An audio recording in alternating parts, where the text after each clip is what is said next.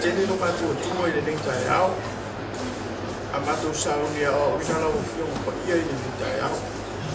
Tá no lá pa ia foi fu ele nem a uma sabe ali fata se vai na fio. Tá ele o fa una pa ia ele nem tá real. A leile a mai o ali sia ele por ela. A leile foi o seu matou tu o sango mai ele nem tá real. Ia ia no na leile no varo. Mau fa mani yanga no matou tua.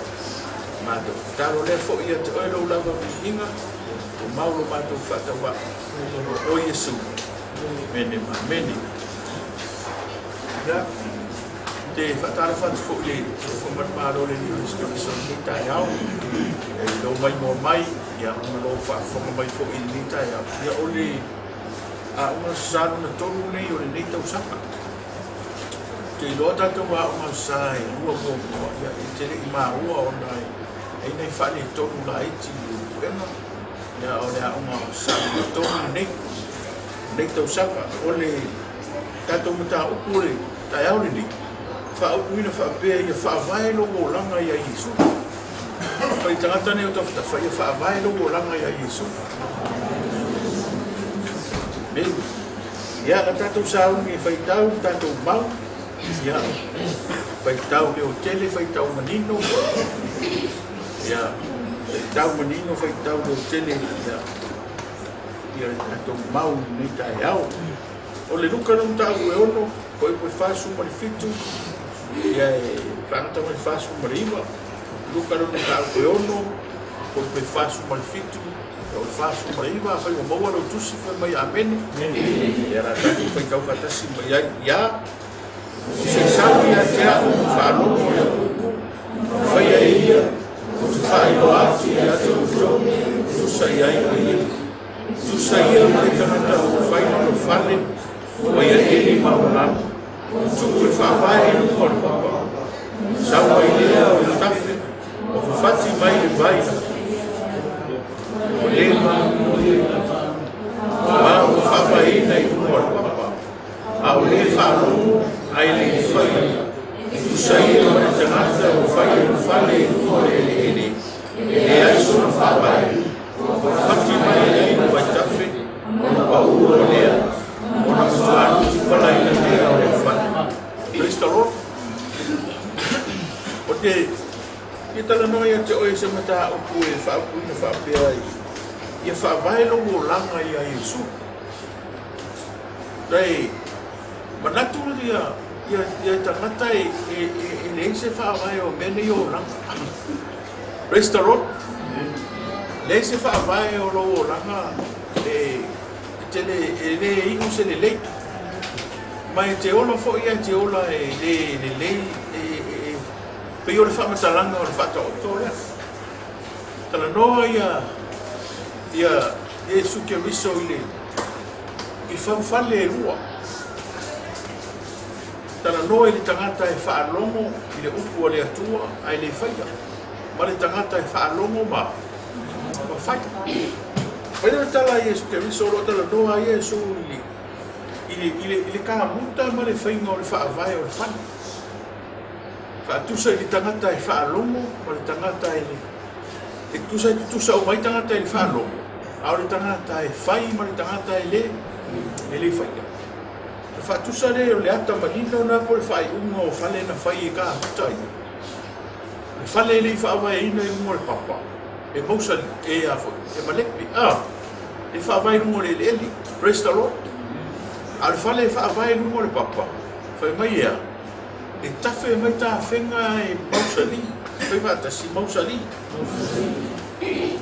ta to te va ai fo ile o langa lo ta to ola e te lo mo fila wa tanga e mo tu no restaurant e le ngata i me o le tino ai ona mai me fale nganga e te vai e no fa matala le so ena sa fa ia America se tasi tau sa o no wa watu wa o tolu pe fa unha tuku langa ata mata e va ai pe mo e tonu fa ku na lai na fa so ena ai no so ena i le mo ale o tolu unha tuku langa tu sa wa over male ia wa pasi male se lau tau sanga au mau pe lava fa mau e ia ia fa ai u le faina pe se ai tau sanga teitas e ia tanga tai man ko loka pa fa ku ai u ma no so so o se unu nga li sa no fo i lunga o le tau laka sa no fo they are the homeless restaurant e unu nga li i lea fa ve vesi tangata e fa ve vesi a inga e le tu mau i lunga o le tau laka so se mena no fo fo wai na la fa na ua se fa nau o le fa nau fo i le na tutuku mai i tangata na fa tuku i visi se ia o ina fa pui pui o fa nau o fa nau o fa nau fa solo ver mena restaurant ai fai ia le si suenga wa mai le ngo le si presidente o America o fai ele suenga e uman o tangata umana tutupu mai le presidente o America tau ele ai ma se sinalo se foi ai na tangata na ua mai o senator na tupunga mai ai pule o ngaruenga na tupunga mai ai pale mia ma pale meni o le atu o Amerika presidente ma pale meni praise the Lord ai anu fo i mai ma ai le ola pate ta inga fai ala utala i melo le ai nga fai fia o le mato a inga le ai nga tupunga mai sa na le ai nga fai fia sa na ku ma iva ma manon tanu nga manon praise the Lord e o mai nei o se lau mo su lima tau sanga o le lotu na mato ai mai fa na tu e tau sa mo sana o na le unga li e to fitu le la fa sa o mai nga no nga le restaurant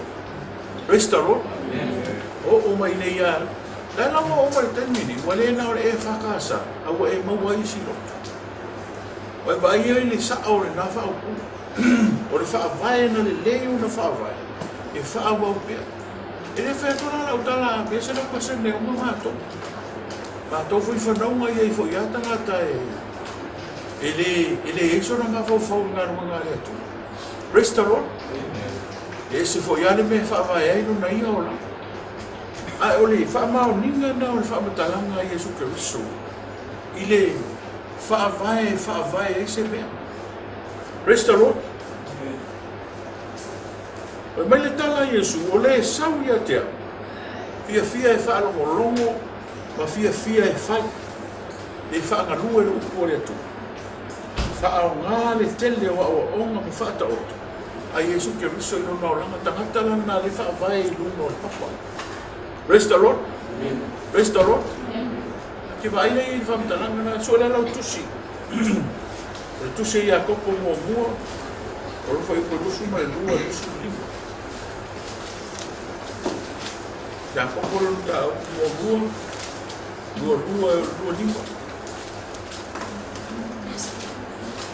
ya fai mo lo tusi fai mai amen ya ra tanto fai tau ka tasi mai ai ya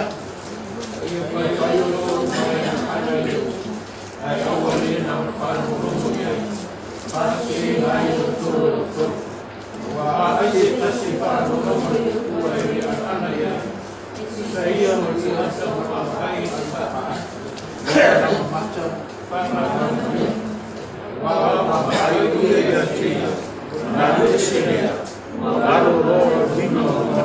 praise the Lord. Tangata e whaalongo mawhai. Tangata whaalongo mawhai. Whai tangata ne tau tafa whaalongo mawhai. Praise the Lord. O le tangata e whaalongo mawhai. Ai vai fui tala en tusu pa iyo. Whamatala ina tala le ia pero amo marota.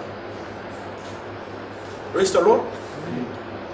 Ya inga pela amo no mai pela amo le fatonunga le atua no ese mai ulo ka le taia no fai tu ai o se nuku e fasi no atu no fo ai. Praise the Lord. Pa nga ia nga ina mau le fai le la io. Ole feringa alo a per amo vai tu per amo wa fai ma bisal ana au le ma boy mai. Le ma boy rota. Rota ile o se uso a per amo le atali io lo na uso. Praise the Lord. E lalo, o apela amo lunga a kupulanga so i foile ia ruta. Ai vai le tangata i mautu le whaavai o lona o langa i le tu. E loa fo i whai le fuafuanga mo lona ai. Praise the Lord. Praise the Lord. Ele kawanga ua ia apela amo e ko ia loka le mahoa. Nani mena whai apela amo. Mai apera amo rota ma fai atu ia, filifili o. Ai anu le tui, ai anu le tui, i tu tau matau. No, anu le tu tau ngawani. Praise the Lord. Le asa fua ia inga ma nuu ma ikalesi. O yese me whapena o tupu ia ai. Na vese la pia whapea o le saka o le ai. Te ni kua panoni ta o ni a inga ini o tautua. Praise the Lord. Au i te ilo i whaawai ngā leo rango apura amo le tangata i loa lea tu. Whaawai lea tu alo naula. Toi whaawai lea rufa alo naula. Praise the Lord, langa o lea tu o lea rufa alo vai. Whakura la ia leo apela. Mama ai a lota whai mai wa ai lota i whanua lafu le mu. Praise the Lord. Nei ale vai tawhi mare ele soata whanua. Ia na whiwhiri noa e whiwhiri e ni kakara o lota ni nuu lea o tō tonga mai. Komoro. Tale tala ndatou mo. Praise the Lord. Kamatua. Kama lepe na ingo o lota. Ele i whaava ea le leila na whiwhiringa i lea. I lea tō. Praise the Lord. Le inofo lelo. Anda o stangata i leilo na mawhau whaava i lea tō na nola. Pa pēia pera. Ule oe o le tangata matu. E tate le a tunga oe o rokta maa. Praise the Lord. Praise the Lord. Ia o mea nā rau tupu taimine. No se a inga so se nuu so se e kalesi. Praise the Lord. Isi fato a tu lai mai whai le nuu po le ai. O le ima se toi whesili nei tangata matu. O mai a whai roa ma le whai. Praise the Lord. Praise the Lord. O lisi e ese le matila tila o whai unga le whetau. A ngai mafua mai le whaavai lai nofo o ima tūwai. E whaavai o lona o. E whaavai lona o langa ia Yesu o lo o lofai. E kumu oi me le leilanga o le atu. O le alofa la vai o Yesu Keriso o le whaao. Praise the Lord. Le winga rau whamatanga o tangata e whaalongo ma whai. Whaalongo no langa ma whai. Praise the Lord. Ole whamataranga le al tusia iako. Ai tata o tiro manino nege. Ai maania ine wa ai man whaaro. Praise the Lord. Toi whetau ma whai kono sumaru. Ai e whai o tōma. Toi whetau ma whai upo iako koe. Ua mova i koe nusu malua i ia. Ai e whai o tōu mai ana i leo. Ai au nā whanau loko i ai. I whasise nā i o tōu. Praise the Lord. Pai maa. I rone si au whasise mea i loko ma. Kakangare whaalongo ai le fi whai. Praise the Lord. Ai whaalongo a wape. Si ole awa o mawhinga ngā whai e desi whai fi au. Praise the Lord. Ia i longo fia ngako e wei kara kuspa i ke longo fia ngaka kere mangako whai mangako whaafia poko pa ki whasi se ea mea ka ngaka nganga whaalongo ai le whai. Praise the Lord. Praise the Lord. Ele kere kamai kufu ranga rewa mawar kai. Praise the Lord. Ele le mangako Makua ale kalanga ne ufa makala i kala ia roka mapera. Babai le mego filifili e loka. Sa kura ma moe filifili mo moe. Ai o mai fonga. Kanaka no filifili e leise whaavai o lang filifili. Praise the Lord. Kou ke filifili se mea ngai ke fesili i lea kua. Anga sa kanaka fo e rofa i lea kua whaapea. Padi e oe anko. Ai le filifili. I ka au ka anga kongi maka kalo i si komu. Komu masinga pe, omu masinga. Praise the Lord. Ia ora le fa pe ka ko le me fa so manga le ka kire i loe. Praise the Lord. Ele se asuna. Sa o ele se ka. tau le sika kore. O tangata ua, walu ese mai lana I kalesia. Sa iai ya tunu mau. Sa ula I tau whaatu se lotu ma masania e matana noa. Al tele I mana malama le I tanga. Ai te usau le tangata I Lesias. O mai, tu le lotu I Amerika. I siara, e mana o miso I au e alu I tos. A wo usau. Wa mai le ni lo roto o e ate alu e tosi le kasi. Tal mo ia tala no whamtala. Ai whatoa, tonu tau sanga tanu mai nei siuset. Restaro. Mana tua la le no I Amerika. O toi alu lo mafo fo I Amerika I le me ma nei ano ufo. No mafo fauna. Taimi no wanu I Amerika I tau sanga. Restaro.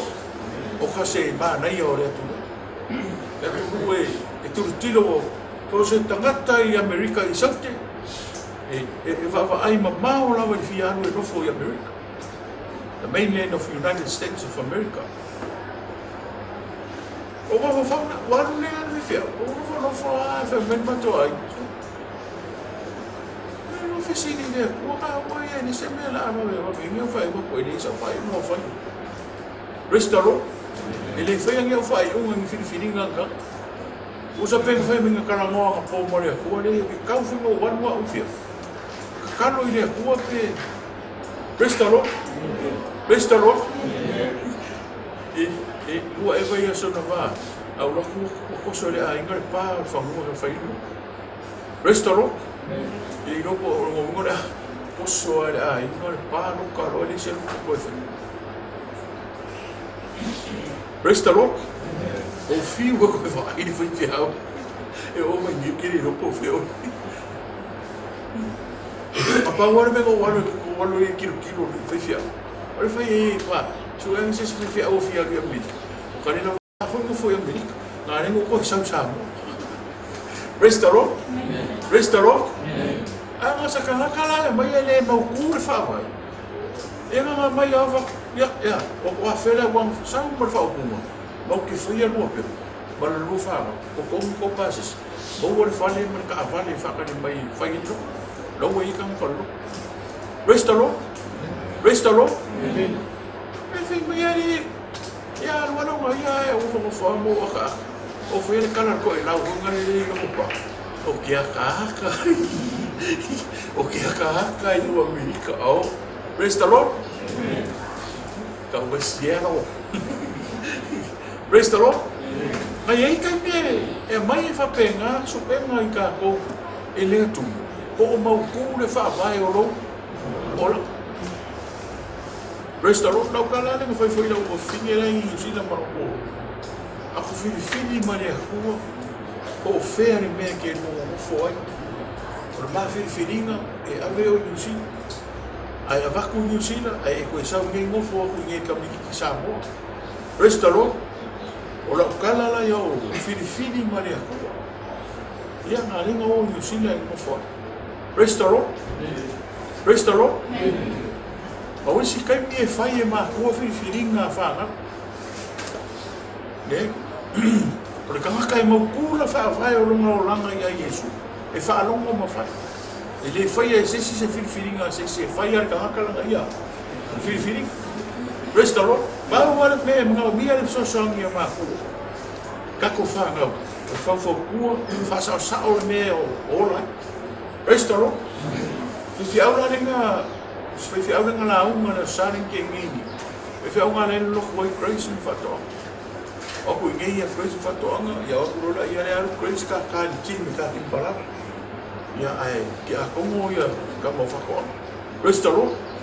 Restaro. E la fi ka kalo pe le ko fa ko ma una ma fa ma le fifi aula ma fa una ma ro le ko. I nga ai ka le si. Restaro. O ka ua nga o mene o lo mana malama I upore aku. Ki whaalongo ai, nanga ai ne mana malama. Ngana paua I mea kupu e ki o lea. O lo whaasasea o resi kanaka. Nana whi mene kala I ako. O muia le whaalongo longo ma ana. O le ane ungo le ana. O le usi kai e whai o. Ora kanaka nga whaalongo longo. Ai le se mea whai. Ngana whaasasea mea. Ei whakasi whaasasea mea. Kene me se ni olanga kako vai a Samoa a me se me I kako vai. Praise the Lord. Ma fua mi mo kaka fara mo longo le upo le kua le fai. Sa mo fu le fa fonga mi fara mo longo mo kaka mo kako chano. Se fa longo le upo le kua mo fai. Praise the Lord. Fa longo le upo le kua mo fai. Mea no fai merkale Yesu. O le tangata I wha longo ma whai o le kangaka ngai pe o le tangaka I lili wha whai o longa o lang. Praise the Lord. I le wha whai ngā le whale e maupu le leiru mo le papa. O le papa e wha whai I kako o lang. O Yesu ke riso. Praise the Lord. Ai anga le wha longo longo maka I lungo la unga. Wha longo kulola ki ngā le loko o ia le o la I o langa le. Ka pēro le kiwi. Praise the Lord. E wha kasi ka pēro kiwi. Ka pēr ki vi ai mui lo vai fiau le la uma. Praise the Lord. Praise the Lord. Kare ma sa ko fara mo longo le si pesenga e pesenga ma sa nga sau. Praise the Lord. Ai pa I fau tuanga o le tangata falai. Falai vai fiau. Praise the Lord. Ai pe fa makala merka ka ngale o langa sa o le pesenga ka. A whai ako kia loko e whi mo ki ngā karinga I uko rea I whai whia. E re ka ua uko rea. Aro fo I le loko e sau mui I whai whia au langa rao. Praise the Lord. Mele kala I ako. Wharongo mo whai ranga e mea ngai. Ngā whai ngar wharongo longo ano o winga ngar whase inga oi. Praise the Lord. Praise the Lord. Whai whakasi wharongo longo mo whai. Wharongo longo mo whai. Oe le ke mai mo mai wharongo longo mo whai maka mo whai. Praise the Lord. Praise the Lord. Kene o kai mika ki whai aku si whako. Ia. Ia soro ni kengi. O whai aku ni whai. O whai aku lau whangau. Ako o niao. Whaakani meo ke roku piki mi o ko. Praise the Lord. Ia ngai ia am wharongo longo ai lese me whai o ako ke raku o. Kape apere rupo o whera ki ke pasi soro. Praise the Lord. Praise the Lord. Ai koe laku kawai wa haru wha kawai so ai laku kawai. Ngā ora o whaanga wā rengu whongo fōre pamo a fō. Ma whawa alfa mai kako wōre pasi muru muri fō ali le sau. A re whaakali aku le aukara wō le sufari. Praise the Lord. Praise the Lord. Whaapea ka mai kia kau ke rei sāwa wali ba se vai e le kau sikai. Uno se vai e kau kepu mai e lau ngi. O le ko kako kepu. Praise the Lord. Praise the Lord. E kari e mai kamai na kepu e se vai. Se vai. Me nga ninga fai mai kala ka mai. Se te o uma ho kai minga. Praise the Lord. Wa kai. Tai mai kai mingi ki nga ma ko re ai loke ai o mo re ai. Praise the Lord. O le ko e ni leo ma ya ka ngare. Ai mo fo le so ko mai fa ka wa o me. Fai pis.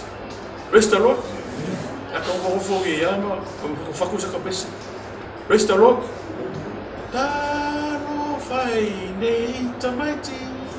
Ya ku lo kongo e fi sa. Praise the Lord. Praise the Lord. Le vai ko fai ko fai mai wo ma na ko fai. Praise the Lord. O ke lo no le ma ko ke mo vor fare en eu wa laptop ke ia kai. Kalame o Praise the Lord. Praise the Lord. Praise the Lord. Avisa pati mi ele.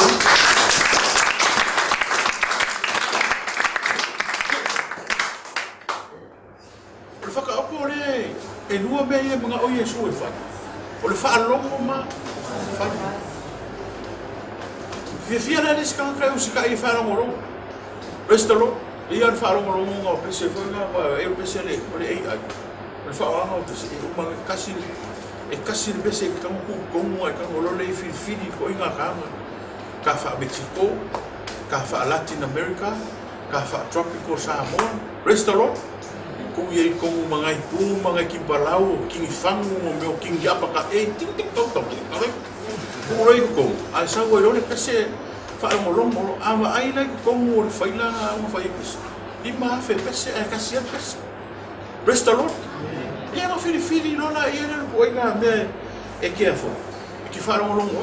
E sira ka maka. ngale filifilinga o me wharongo. Restaurant. A fili la ua vidia. Maangai, ai o me disi la ua mwa ki ngalo. Ia koe me imelo wharongo la ua lero whaina. Restaurant. Wharongo, iaru lang whai au ki ngā hoi loko. Ala koe wharongo lang whai whia. Wharongo whunda, se sau kore me ki ngā loko. Restaurant. O le filifilinga o le wharongo mane usaka i o mea ngai rua le whemini Jesu. Ai whaanongo lava pe kasi le la unga ki whaanongo e ka ngoi whai. E mauku e whaavai o rua. Restaurant. Ai awa al mea ngai ki kupu. O le mea leo i leo whamkaranga le mea leo ni maa whea ki Filifi. Ngana kasi ala pese au ngai ni mori yitu. Ai fia po se ua.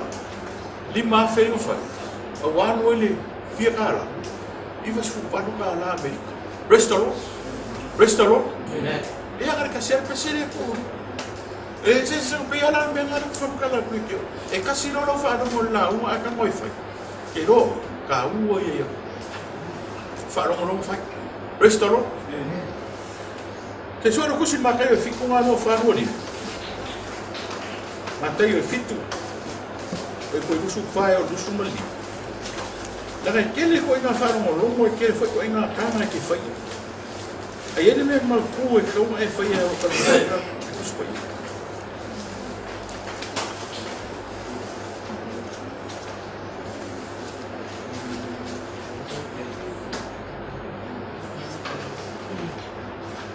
Fica uma cassia.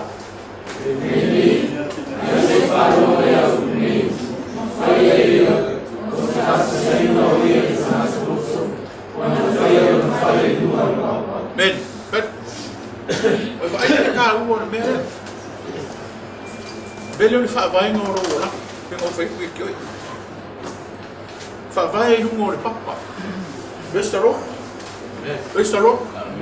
Olha se vai, esse o vai. Restaurou? Ai ola mai o makua ese le o ko ai. E lore a kua mo fa lomo ni. Foi fiau, não se foi fiau, foi kaulanga. E fia o mga ka lo ku mo i dia. Restaurou? Ai vai lá eu uso mo ku fa fi, ese uma fa vai. Restaurou? Ola mai a o ia ma ko fa ngau.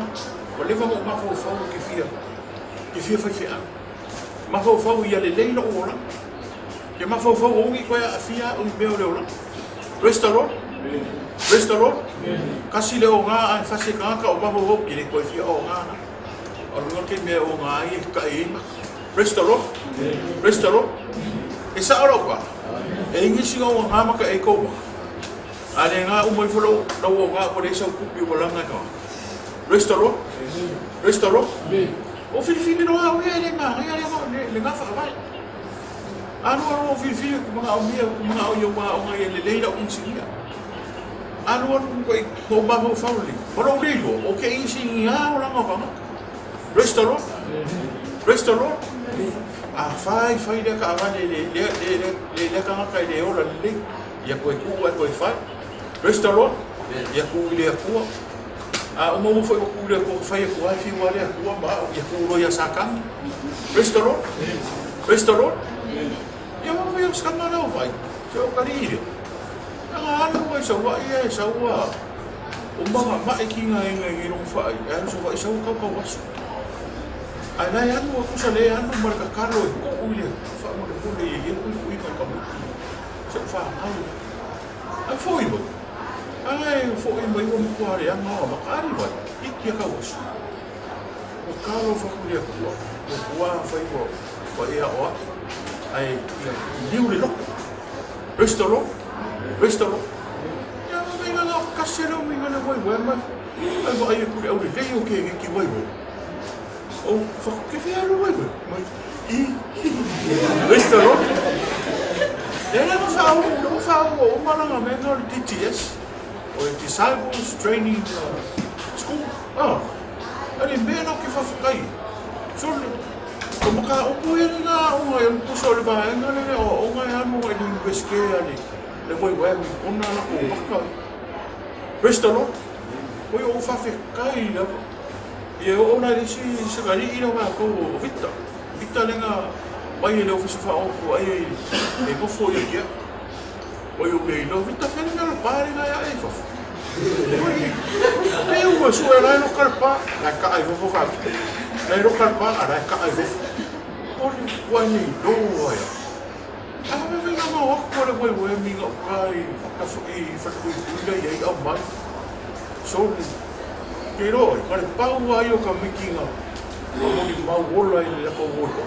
Não só para lá ele nunca não para o caminho de só lá o fio ele quer o barracão lá o é o chico ou lá o é foi o aí só uma quem que com ele que lá quem é o que lá com fafinha faria restaurou o vai ficar aí vai ele vai eu não só para restaurou vai ficar aí foi o povo da carro ali cima ele foi mover melhor falar não é o restaurou agora mga kula mo may kako kula nga makako fama sa organe yo restaurou que vai ko vai na mama ako fe ko yo le Frankie Amaru so wali mai ka mama pa ilu mo so wali ai kule na ko me ai ya ai apple pie and coffee restaurant apple pie and coffee ya si kai au ko mo masang misi fa apio ako mo fo so fa ma I o langa le fa vai poi fe ngi ya ngare restaurant ngare no pa ara fe ya la o ula fo ka na mi o la ko wale fe ko restaurant que mingi ino ko pa se pa o fa vai o Yesu que isso restaurant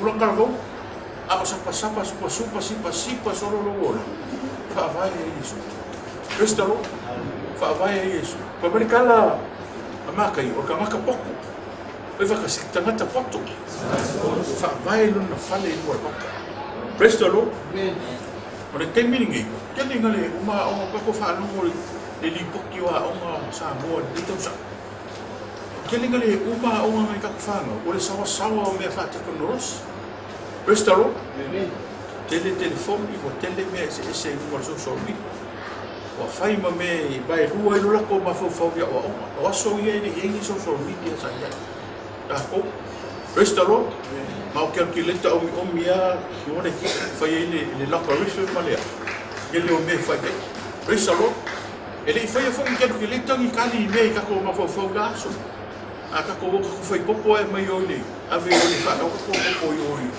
fare poco restaurant I nganga e loa ngana se laua fugo popo ngana sa o mga o ai sa voi fa me tomaro e fia yo se laua me su ma ko tomaro le la ko fai ka ko fai ka pai na restaurant eu va ko so fico su ma le o su a fecina ko ka me kingi no fa por e que vai mo foi ya que me ngano que fu Ana que não se for cai luva por se for restaurant wa foi wa so la ka ko ke fe wa I ma be I ka fa vai le ka ko wala nga o e ila o kanga nga ke anu mo o e so e sa ro ali tu lo kanga nga so e ko ko mo ki ku ngangi ia I lo nga mara I ka ma ki ngi ku nga no e o mia kingi mo fang ko I mo fang makai ka sa ya so e o mea vai fai ia ka ko ke ia ke no folo I lumor e ke kilo ko la para sa o ko se fa o kas ia ka ngolo fai me o se ki voi fa ia mo fa ia ki ku mam ia markasi le restaurant le ma ia ka ngolo fai ka wa e fai o so la sa le fa vai wa restaurant o foi fai spelling e queremos mo so spelling que mo el make or writing restaurant lalo ta amilo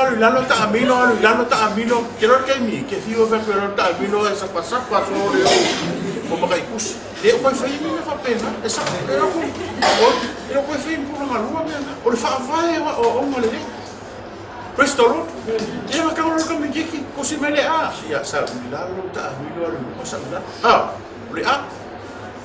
que mi e que feo e ka fai por mim a fai ka mi foi me ka mai Pai kau mana kuspa ia. A la e ale i la o ilo. Koi le mo koi le se fa vai o nga. Sa le le fa vai nga le la ka mai ka mai. Restaurant fa ala mo lango o mai telefone, fa ala mo lango laptops, fa ala mo lango calculator. Restaurant o mea sa o papa lang ia so ia na le le fa vai nga o la. Restaurant o lumba fa popo le rua popo. Ko fa kasi o me mo ka. O mea fai kingo, e kei loa fai le kingo, ar kemingi. O mea fai le ea me rau fai kemingi mea ngau kusanga le kā i kongu ngau so i kongu le ea sau o mea o le opura i le mea le wha awai ro ngau fau, nei mo se mea. Restaurant, nei mo se mea. Ka iro kisi nisi sa mo e kemingi le ngau ai sa inga le o mai se. Ma sao, te laku sa inga le kusi le api sa kusi pe fai ngel fa ka pa de deng alu le e kusi umai la no se nga me fai tingo ka computer al per power de se vi no la me ku ya no lo se ori o me ka questo lo ma come me fa por fa vai fa si fa vai pero no ka poco vai le ka me que me ma ka ma e o inga lo e mi go pure por su o pure si au ni nga mara ko fai me le isso va restaurant aku so va o se fu va ma singa ka wa ir por ok as que si mal 5 million restaurant la kula se su mo war ma ro o mar ko ma sin par kasi faru ila eli go mo fai mar ko ala au pedi kan vai ko install kan vai ko a ko ma sin na ma ka ko restaurant Restaurant? La che mi la dio stui. E de mga mia stui mo bole fe fa ya. Na kwa fa fo mo ra mo ko preske ke. Fe do si si tebe ko su. Wa kuli le figi na project manager. Wa kuli ko mai sika mi fe ga no. Ai se. Foi esse ala fa iro mo mala ka mai o ro ko le ro fa. Restaurant? Ya na ma ola ko roi. Ela ko fa mo ka no ko ai ki mo fa ola ko fa ko mo o ma afio. Mai faneli mai kau ya sa fa ko ko pura uma mai restaurant kau le ama mai ya o fe kulo e uma ro ko ma singa le na so ele afar ko pro ki ko fo i pe ma ro ai fa mo bo kai ko le a mai makai kasi e o tin sai kasi la kula mo kami ko so mo bura o uma o fe ngo pro ki le fe ngo ku lang o me ko kan e vai mari fai ngol me ori ko ngala o inga ia man me fai ko inga toilet sa nga yo le me ka le latrine e ma hongi e me ko faro ila e dinga i o aku mai mo la wara le ku ia ka ko mo o kere yo al fa ni la nga ka va le sim ma fai no fa anu be o le fa restaurant ko ala me ke fa nga o ma o le puru o le laula ai le ko sa ma hongi ga fo ko ia ka ku ia restaurant aku ko kali e mai ko kire yo le yo la e fa le fo la ko le fo na ngala lo restaurant o si ke mira sa mo balo ka ye kire yo ki fa le la o ele ko ye so ala mo ba restaurant e na ko kire mar mai o ke fa mai mo mar mo ko kai inga ka o ko social media restaurant ka ko computer ma meo ai o ko inga ko masan o super masinga o pro restaurant as que se mal ni milio e ai ma se ko pe na ko ka ma o na ko o mo fa ka mo o ko na o nga ni sa ko pe ko ka ai wa na va ko ki ai fa mai fo ni ma fo ko me fa ko restaurant o ko se ge ke le ale a ru mai in pro agora ele vai ele por isso se não no maro pa porque que o mai ka me vai não agora ele me papa ai que no ele ku ele a sa o papa lengi ko a me para pe foi com ara o pero ora ko fa ku me kai fa mo le ko mo para mo mo le ar fo fo ka po lengi la o me la ngol mo fo la wi ar ko ma si no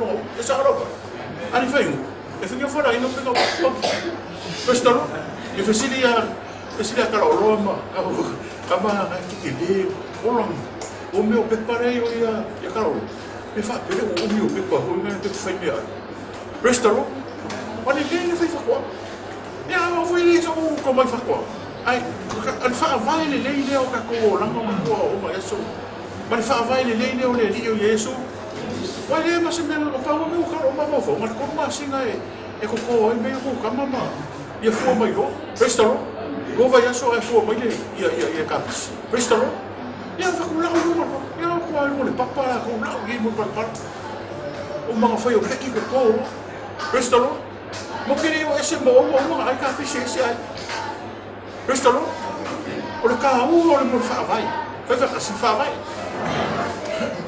le li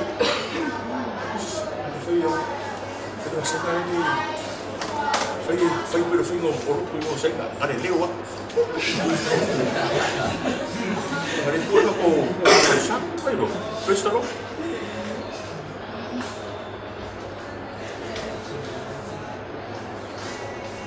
o le ale wingo le fai no le fale le cafe restaro não foi cá o mele o le fa vai o le ola fa vai pe o le fale la ele que me sa we café ele que me sa we le fa ele que me foi a fara le fara na tu o lo mo langa fo e que me fa me no langa me fa pe restaro ai ala mai o que ai o su belo ko o kasi sa pa o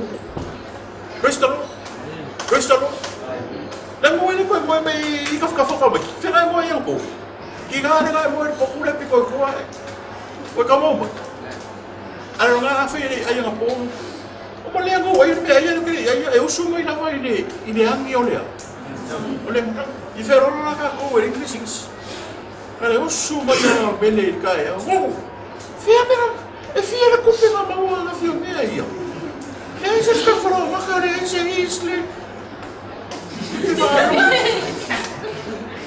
o le reality o le ora e sa ora pa e angi a fa so o ma ka o restaro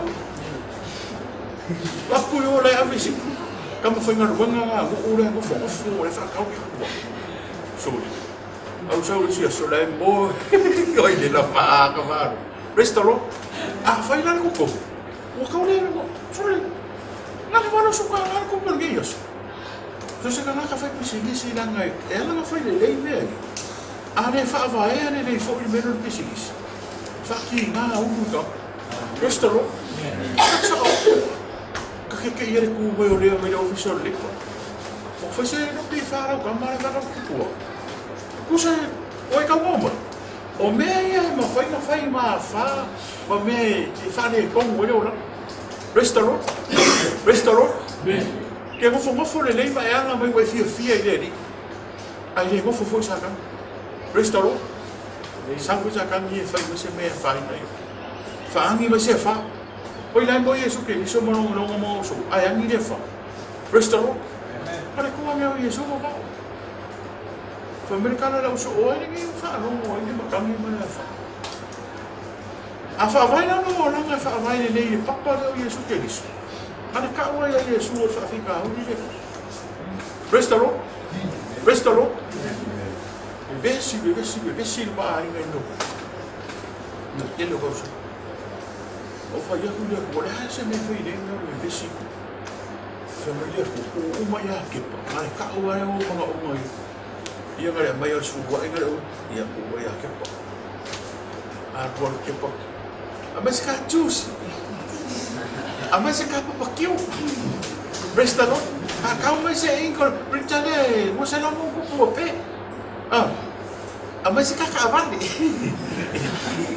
o ka mo o ki nga ya no mo o mo le ko fia misa mai wa ro ko la mela misa mai o uma o fa fai la mele ka kene ko misa restaro o foi la ni fa vai mo o la ka ro ko ku ye mo ka no pai ka ro ku spa ia fai le ai restaro pe me le ai ni si me ku le ka le si o le ko se ni se ku si ko fa le ka le si fa mo ka ko fa ni restaro se o le lo a mo ka ya mo ka ni ka ko fo ai fai ka usanga ka ko ngalo ke mo ka asenga ro ngai lo se la wa fe ka restaro ka o le mau fa vai o le si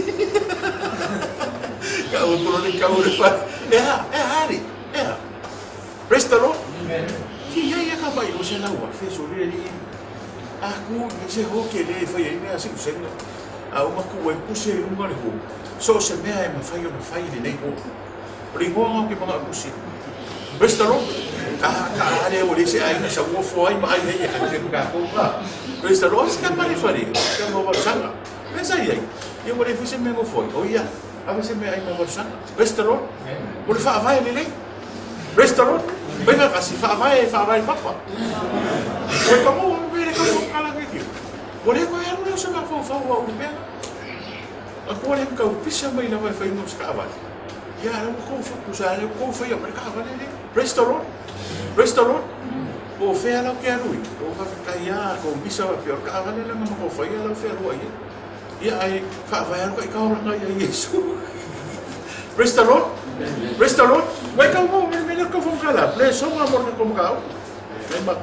Ngai le songa ka ua le. Mua. Wha avai no o langa ia Yesu si ia.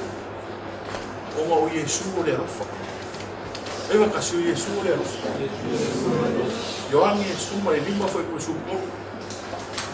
Ewa ngalia Yoang ina muta ko suma lima. Foi ko suma todo. Ya.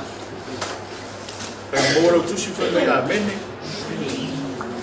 Yohane no muta ko suma lima no foi ko suma todo. Ewa ngalia Yohane no muta ko suma lima no foi ko suma todo. Ya. Fai wa mau ala tatu fai tau kata simba iai. Ia.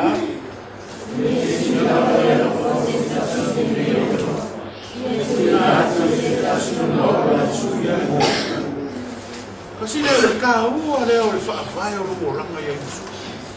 Praise the Lord. Praise the Lord. Namo Yesu o le arofa. A wha vai no langa i rungo mea o tino. E uma roma pala maleanga mangi mai le afasa la laukas. Ia uma fa. Ko kangi foi la ia. Praise the Lord. O komi le ngia vai le fa vai ni fa ko la ngeng. Praise the Lord. Ile o feo ai no la ma Cinderella. Ka ro mo Cinderella i mo. Cinderella. Lua vai aso ai tipe Cinderella. Ia la ko pa la ka wo. Questo non può avere così se uso sorrikia. Le lei are tatau o le la isa mo. Questo ai un brecuo. O ka se Cinderella ai dai. Ai mo fo mo epi. Se kai mi wa. O feo epi fa ko. Se no le pongo saga kala yo lo. Ai mana para kai ola i ia fula ni ba o mini mi kia. Ai ke wa ma sai wa sai e pi pa kuolo. O ka se. O ka se Cinderella ai kai pa. Pa meno e pi o ia ka. Pa mai o kinga. Ni ngalo ia ke o le no. Ile ai le ia o ke ai o ma me. Me ha o wa wa so se fa ka pe ai pi. Ka ai le ngo Cinderella. Ai le no. Pari lua vai aso ma valea ia sita. Le fa vai ai ka ko langa ni me fa pe. Restalo. Fa vai no langa ia Yesu. No wa fo ele ro fa umi ia sita. Restalo.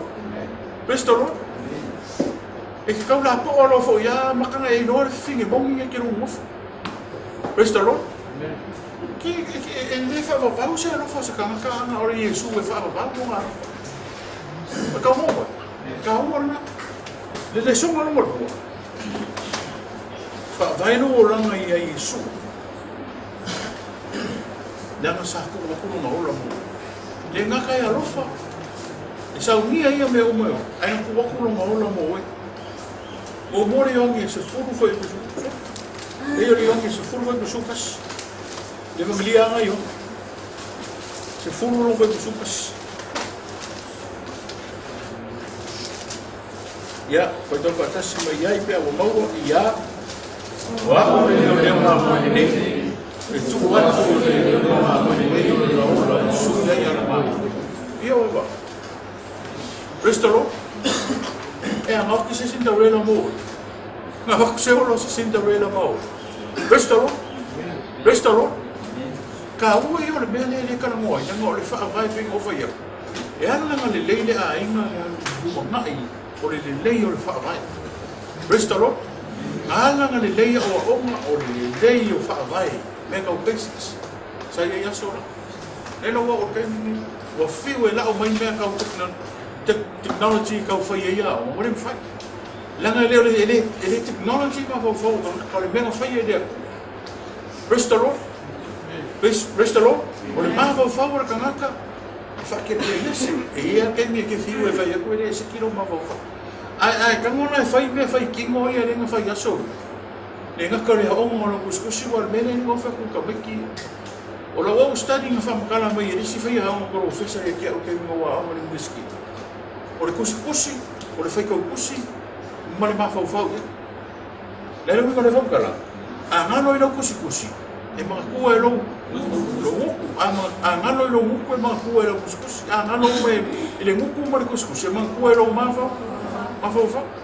Lele wika nga me, ke memorizing nga me. Praise the Lord. Pero whakikainga ka ko makao. O le kusi e luka. Makao koe ongo. Whai upo e whawhiku o le whai. Pauan me ke memorizing nga o le makao. Whaavai lo o langa ia Yesu. Ai anu e kusi ai ofesiri e ko whai ingo kausanga e kio. E whai ngofira e mangkua e kusi. Whai ngofira e mangkua e makao. Langa e koko. Whaavai lo o langa ia Yesu. Praise the Lord. Praise the Lord. Ai vai lá e deu para o né com faca sim com a macua ai sim e com a macua e deu para o presta-lo na uma com assim só o uma caca com sim com a macua você ai sei amor minha por vai nem minha caca amor molesta e que memorize na macua se você vai ficar falhou ele leiro o que faz por aí como ele que fez e faz presta-lo vai com a que foi Nan me nga ke fo, le ka foi ko ya o pe. Le ka foi la ai ke fo. Praise the Lord. O le ngore ai o le Facebook. O le Instagram. O le Messenger. O le MySpace. O le MyToy oi. Wat? O me nga ko. Ele se fa vai mau ku le ma fo ma le roko. Pe o le mele fe me ka na Yesu. Praise the Lord. Whaamai no o langa e Yesu langa e maliu Yesu oi. Vai no ko. Whaamai no o langa e Yesu. Whai mai ar kala Yesu o ke yake o e yaso umma e o e ngata anga o le langa. Makai o lusu manu wei po lusu. Makai o lusu manu wei po lusu.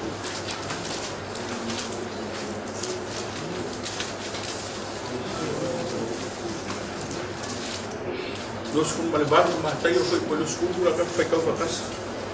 Ya. Ya tawsi ni o fayat fayat. Fa foi o te ya o to ya so mai o la vai. Amen. Kala nga. Eskala si so kala Yesu. Bestalo. Mengai va ai la wa poskolo. Kanga usikai mafaalongo ma fai peke restoro sa ka fale como peke lu mga ko lu ai ko ko ma Yesu restoro mai akala Yesu la ko fo fa no pa vai va kasi la ko fo vai va kasi la ko fo la mar kasi le ko fai mo fa la vela ke sia restoro Nangale ai me ai le kale se le fai le uno aku po fe le mo foi por ai ko ko ia le ma cavalier ora ko fo pre fa ha restoro per si kamaro foi le mo fa kala ho ke wa ingu wa ko le ko ana ma no mai pasi le ko sa mo dala wa ai ngalo le ni no ma la mai wa nu le ai ngolo ora falawa ai kamo ko le se ke ia ko ma ia sa sari pukira ke ka fai go fai go praise the Lord go runga ka pena no mea ko ai ni ko o mea na ko ke loko vale ke ia wala loko va loko le nga o le ko ma ngao Kuri ya menengu. Restalo. Ali lo tang kapulan melaku. Nan melaku. Ay sa ole ayu. Restalo. En men ei for fa we, men ai se ko dikipe ko so se fa lua pe.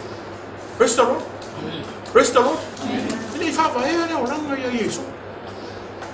Ele kele o tale sia e ko poite. Pa korko sanga ma wengi. Fai ar mele. Ko fa o me o malim. Le ko lo ku si ai.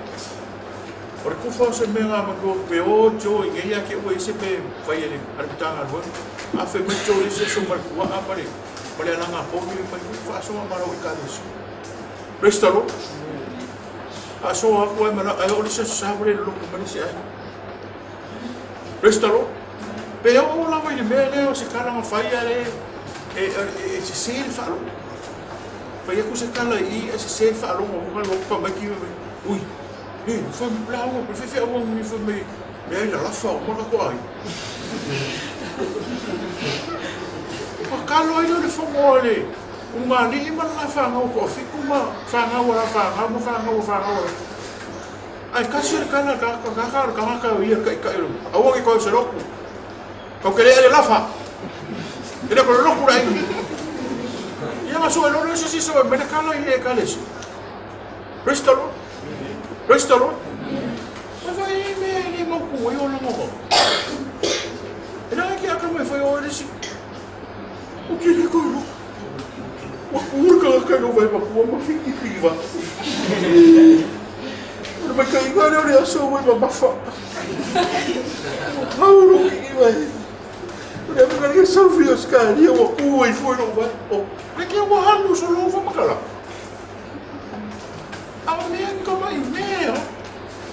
Restaurou. Eu fui a cufara mas com igual vão meia só. Não eu foi, vou montar com papel. Olhei mas foi vacação, olhei mas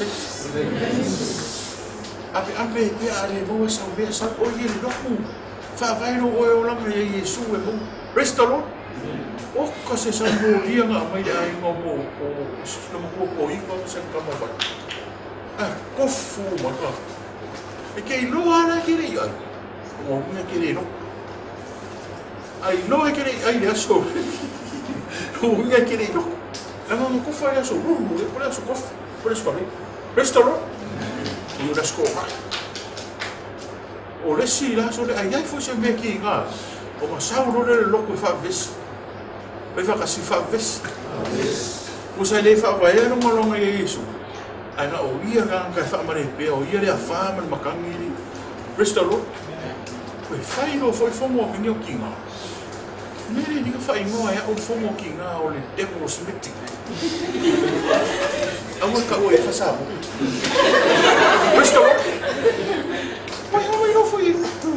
Fa no me da para fukiu. Oi, peo. O isso como não mo ko o fuso ko ruai ma ko mar ngai o so.